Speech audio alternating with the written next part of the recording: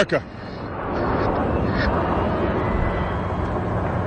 I want to thank all the speakers and performers today for reminding us through song and through words just what it is that we love about America. I want to thank all of you for braving the cold and the crowds and traveling, in some cases, thousands of miles to join us here today. Welcome to Washington, and welcome to this celebration of American renewal. In the course of our history, only a handful of generations have been asked to confront challenges as serious as the ones we face right now. Our nation is at war. Our economy is in crisis. Millions of Americans are losing their jobs and their homes. They're worried about how they'll afford college for their kids or pay the stack of bills on their kitchen table.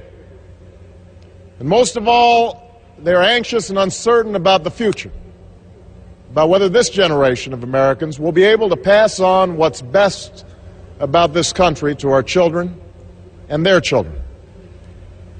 I won't pretend that meeting any one of these challenges will be easy. It will take more than a month or a year, and it will likely take many.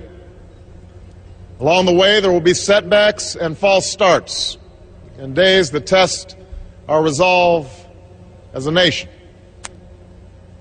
But despite all this, despite the enormity of the task that lies ahead, I stand here today as hopeful as ever that the United States of America will endure, that it will prevail, that the dream of our founders will live on in our time. What gives me hope is what I see when I look out across this mall. For in these monuments are chiseled those unlikely stories that affirm our unyielding faith, a faith that anything is possible in America.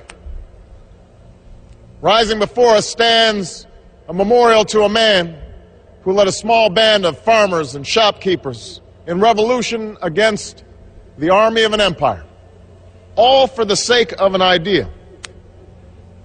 On the ground below is a tribute to a generation that withstood war and depression.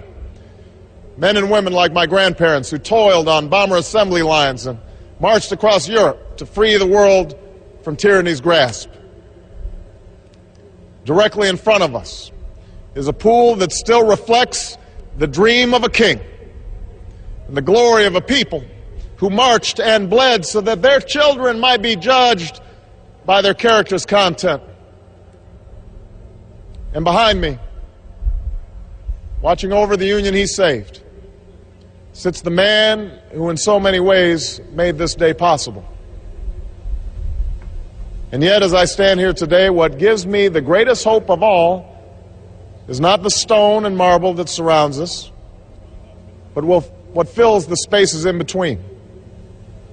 It is you, Americans of every race and region and station, who came here because you believe in what this country can be and because you want to help us get there.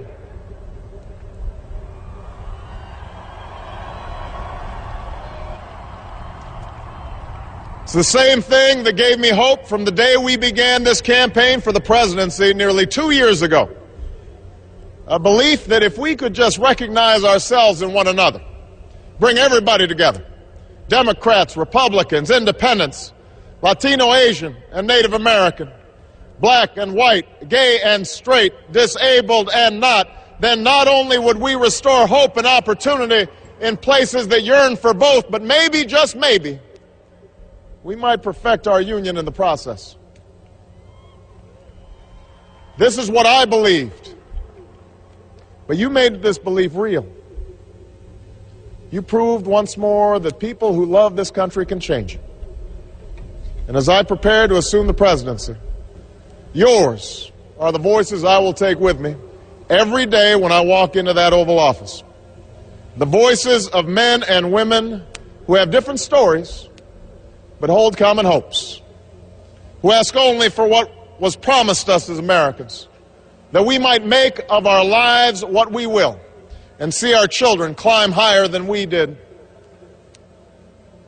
It is this thread that binds us together in common effort, that runs through every memorial on this mall, that connects us to all those who struggled and sacrificed and stood here before.